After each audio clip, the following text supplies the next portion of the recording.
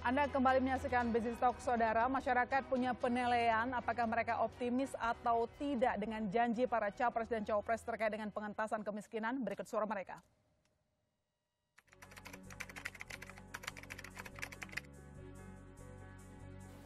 Mungkin ya sedikit ya, kalau dari program presidennya udah bagus, ya harus dari orangnya juga, masyarakatnya juga harus mendorong.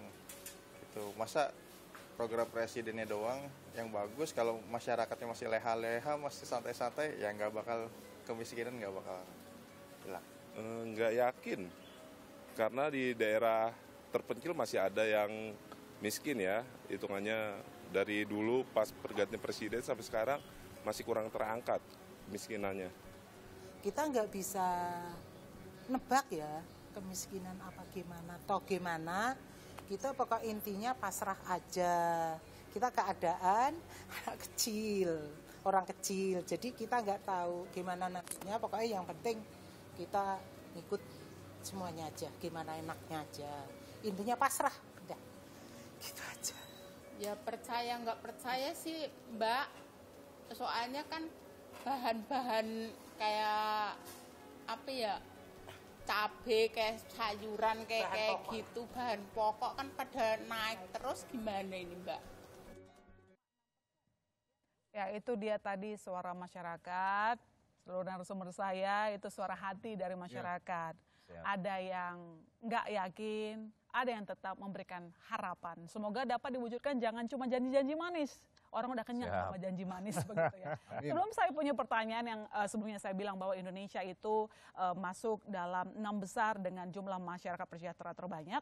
Saya ingin meminta para masing-masing dari tim Capres dan Cawapres untuk menanggapi target dari penurunan angka kemiskinan di Indonesia. Mas Hadi mungkin bisa memberikan respon.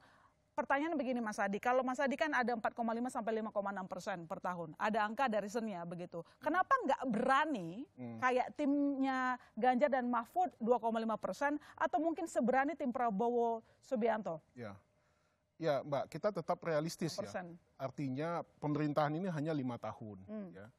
Jadi bagaimanapun kita tetap mengukur dengan kemampuan yang dimiliki oleh pemerintah saat ini. Oke. Jadi angka penurunan angka 4,5 sampai 5% itu menjadi satu hal yang realistis. Kalau misalkan kita hitung selama 5 tahun kita bisa turun 1% saja setiap tahunnya, maka kita akan mencapai target ke angka 4, ya mungkin optimisnya 4%, 4,5 atau 5% di akhir berarti tahun kalau menurut dari tim Anies dan Caimin, dari tim Prabowo maupun Gibran yang menargetkan di 6% itu terlalu pesimis, dan Ganjar dari Mahfud terlalu optimis angkanya? Ya mungkin mereka punya pertimbangan tersendiri ya. Ya, tapi dari kami melihat kalau memang bisa mencapai angka 2% tadi ya tentu hal yang luar biasa. Tetapi kan kita tetap melihat kondisi yang ada hari ini, perlambatan ekonomi global, kondisi ekonomi nasional juga yang belum terlalu stabil ya. Jadi rasanya untuk mencapai ke angka itu sangat over optimis lah ya. Over optimis. Ya betul. Nah tetapi tadi di angka 6% yang disampaikan oleh tim Prabowo Gibran ya. Nah mungkin juga melihat dengan kondisi-kondisi yang ada baik di internal maupun di eksternal ya, ya mungkin sedikit bukannya pesimis ya, tetapi mungkin angkanya mungkin nggak jauh dari kami ya, di angka 4,5 sampai 5% tadi. Oke, baik. Mas Uki, boleh direspon terkait ini, kenapa Anda melihatnya dengan dari target Anies dan juga Muhaimin 4 sampai 5%, Ganjar, Mahfud lebih berani 2,5%, sementara tim Prabowo Subianto dan Gibran 6%. Bagaimana hitung-hitungannya? Apakah Anda merasa apa yang ditargetkan oleh Anies dan juga Ganjar sulit untuk diwujudkan, sampai Prabowo dan juga Gibran cuma targetkan 6%? Iya Mbak, kalau misalnya kita business as usual kayak hari ini ya, ini akan menjadi 5% sampai 5,5 lagi. Itu kalau business as usual. Tapi di sini kita boleh aja optimis karena di sini ada keberlanjutan program hilirisasi yang sedang berjalan dan sudah pasti akan dilanjutkan oleh Prabowo Gibran. Dan optimisme inilah yang mengangkat kalau memang kondisi global akan membaik ya, itu akan menjadi 6,5% dengan catatan kalau itu kalau pertumbuhan ekonomi ya. Pertumbuhan ekonomi of course dia memberikan ruang fiskal untuk mengentaskan kemiskinan. Tapi ya kalau kondisi global membaik tentu kita bisa lebih optimis. Tapi kan di sini begini Mbak, hari ini ada ancaman krisis pangan. Negara-negara barat inflasi yang tinggi, Amerika Serikat dengan Uni Eropa inflasinya lagi luar biasa. Lalu juga ada perang ya, dan beberapa negara lainnya itu masih mengalami proses pemulihan. Artinya mereka belum pulih-pulih amat. Dari kita pun juga belum pulih-pulih amat sebenarnya. Kita baru saja rebound ya di tahun 2022. Artinya kita baru rebound tuh baru setahun loh. Jadi kita tetap optimis, namun kita tetap membumi. Kita tetap berpijak pada daratan gitu. Baik. Jadi mau nyebut dari tim Ganjar dan juga Mahfud itu nggak menginjak bumi.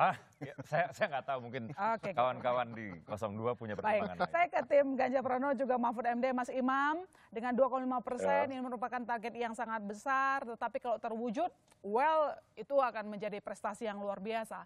Tetapi bagaimana dari tim Ganjar Pranowo juga Mahfud MD melihat target yang sudah ditetapkan oleh tim Anies Baswedan Muhaimin Iskandar 4-5%, Prabowo Subianto Gibran Raka Buming Raka di 6%, jauh di bawah target dari Ganjar Pranowo dan Mahfud MD. Ya, saya mau tambahkan bahkan angka pertumbuhan ekonomi kita mungkin yang paling optimis ya, 7%. Iya, 7%, Mas. Baju boleh hitam, tetapi saya kayaknya paling optimis hari ini. Kita ingin taruh satu variabel lain ya. Kita nggak boleh lupakan bahwa hari ini dan beberapa tahun ke depan kita sedang menikmati bonus demografi.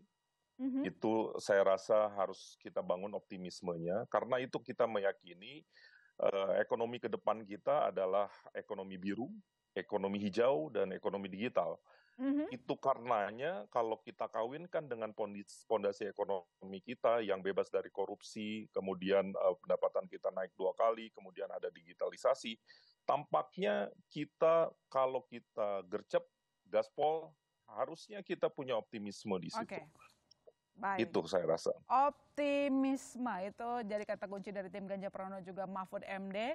Saya punya pertanyaan begini, Mas semuanya, bahwa Indonesia itu sayangnya masuk dalam salah satu negara dengan jumlah masyarakat prasejahtera terbanyak. Apa yang membuat Indonesia kok kayaknya kalah ya dengan negara kawasan dalam menangani kemiskinan? Saya mulai dari Mas Uki dulu. Ya, cuman ada satu pengistilahan atau diksi yang mesti saya koreksi ya. Sebenarnya jumlah masyarakat miskin terbanyak itu agak keliru, tapi yang benar adalah angka kemiskinan nomor 6. Tingkat kemiskinan, sorry. Ya, tingkat kemiskinan. Ya, kalau jumlah kita memang yang paling banyak karena jumlah penduduk kita aja sudah hampir 300 ya, tingkat kemiskinan. Sorry. Dan perlu dicatat juga Mbak, saya juga sudah lihat datanya. Data itu dia mengeluarkan 10 list ya, list of 10 countries, ASEAN countries. Ya. Dan kita nomor 6, artinya kita juga sebenarnya itu nggak berita buruk-buruk amat lah. Tapi boleh lah berharap tapi kita 4 jangan sampai di posisi itu. Kita bersaing dengan di nomor 7-nya di situ ada Thailand. Iya. Setelah itu ada Malaysia, habis itu ada Brunei, habis itu baru ada Singapura. Dan memang kita secara historis memang angka kemiskinan kita memang kita masih perlu struggling lah untuk membalap orang-orang ini. Tapi begini, kami sudah membedah beberapa variabel penyebab kemiskinan. Pertama adalah sebaran demografisnya gitu. Kami dapati bahwa kelompok-kelompok miskin ini sebagian besar itu adalah kelompok-kelompok yang di usia non produktif, usia pensiun, usia tua, usia lansia lah gitu ya. Lalu yang kedua, jenis kemiskinan ya, yang paling banyak terjadi itu adalah jenis kemiskinan yang struktural. Artinya itu memang sudah turun menurun. Artinya memang mata rantai ini harus dipotong ya. Caranya? Caranya melalui yang tadi itu, yang indirect tadi itu, yang kesehatan. Perluasan jaminan kesehatan ya, lalu juga peningkatan kualitas, lalu pendidikan ya, perluasan coverage dari pendidikan kita dan peningkatan kualitas. Dan yang ketiga, harus ada lapangan pekerjaan yang layak untuk mereka-mereka ini. Dan dari sanalah baru kita bisa mengharapkan economic mobility. Jadi mereka bisa manjat secara ekonomi. Kurang lebih seperti itu, Pak. Baik, saya ke Mas Imam, gimana tanggapannya, apa yang dilakukan langkah jitu yang bisa mengentaskan kemiskinan, tingkat kemiskinan menurunkan di antara negara kawasan? Tadi saya sudah kasih sedikit ya, kita sih berharap memang kita punya terobosan di ruang-ruang ekonomi kita ya. Ekonomi biru artinya kita memanfaatkan kemampuan maritim kita yang sebenarnya luar biasa besar, tetapi kalau boleh jujur memang belum teroptimalkan.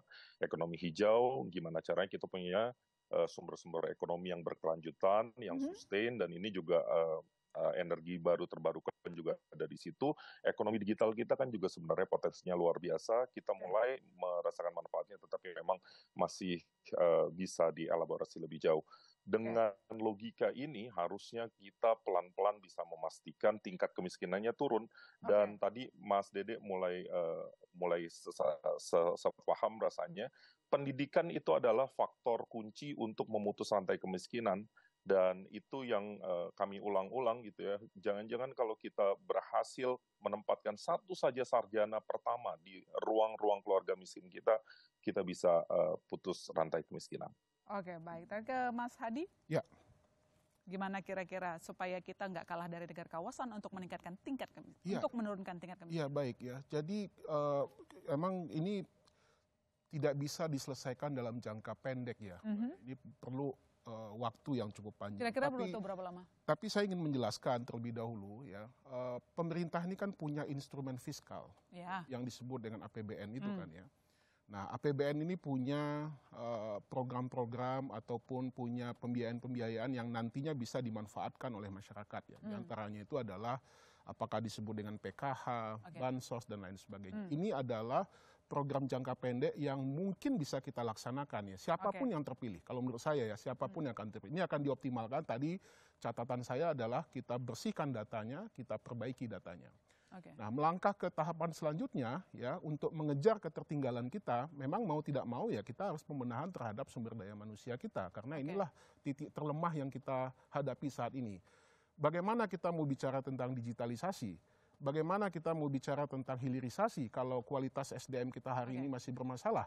Bagaimana kita mau memanfaatkan bonus demografi kalau hari ini kualitas SDM kita masih bermasalah? Nah, hal-hal inilah yang harus diselesaikan secara mendasar, perubahan-perubahan yang harus kita lakukan sehingga ketika persoalan ini selesai baru kita bicara tentang aspek-aspek yang nantinya akan bisa meningkatkan produktivitas, daya saing, dan lain sebagainya. Oke, baik. Ngomong-ngomong soal masyarakat prasejahtera, ternyata paling banyak itu ada di desa. Lalu kemudian kalau kita lihat juga sejumlah data, salah satu faktornya ini urusan perut nih. Pangan.